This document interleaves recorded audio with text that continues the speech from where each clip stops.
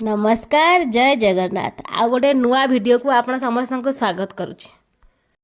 रातिर रुटी सकाळ को बळी गले समस्त टेंशन आज आम घर भी सैया है तीन चार्टा रुटी बड़ी जाए। चलतु आज ये किसी बनइबा चलतु आज बनइबा रुटीर चूरा। यहाँ एक्चुअली रुटीर चूरा जोटा फ्रेश रुटी बने किंतु आम ये मैनेज करने को पड़ो हाउस होल्ड जिन सबुतिक शिखा ना। रुटी को प्रथम गरम करदे तावे ताकि से कड़कड़िया कड़कड़िया हो ताकि से बेसी भल लगे खाया को।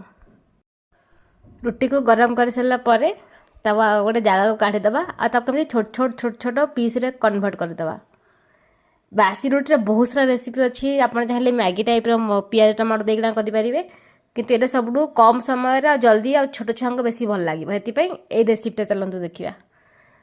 रुटीटा बहुत गरम अच्छी तो हाथ ताती जाऊँगी को छोट छोट काटी सारा पर देखिए एमती पूरा गरम करेंगे कड़क हो जाऊ भांगिले साउंड हो पापड़ भाया।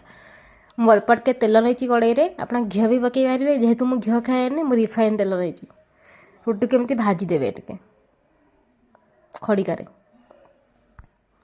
तापर से पकईदे गोटे चामच चीनी। आपड़ अधिक मीठा खाऊे पकई पारे मुझे गोटे चामच चीनी बहुत मीठा लगुला आउ चीनी के पकईकि आप घाटी घाटी देवे। देखिए तीन टा तौक बसीज चीनी तातिला माने मेल्ट हवा स्टार्ट कर यही टाइम फ्लेम को आपड़ बढ़े पारे ना। स्टार्टिंग मुझे पूरा कम रखी चीनी देखिए मेल्ट हो गला फ्लेम को बढ़े पारे आ तो घाटी चलिए ना चीनीटा पिता लगे कहते समस्ते।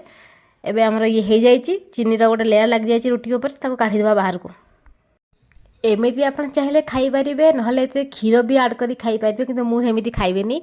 आमर डाली भी कालठू बंची से नष्ट करी कि जमा ना मुझे रुटी को डाली सहित खाई। आपड़ चाहिए भी से कड़ई रे रुटी उपर क्षीर पकईकि खाईपारे किंतु आमर तो डाली बंची मत तेणु खाया पड़ो। सत कथा कह टेस्ट तो बढ़िया लगुला कहीं रुटीटा मीठा लगुला क्रंची क्रंची लगुला आ संगे डालीर फ्लेवर गोटे बढ़िया टेस्ट लगुला। आपन को जब वीडियो भल लगुच लाइक शेयर सब्सक्राइब करेंगे आज्ञा। रही नमस्कार।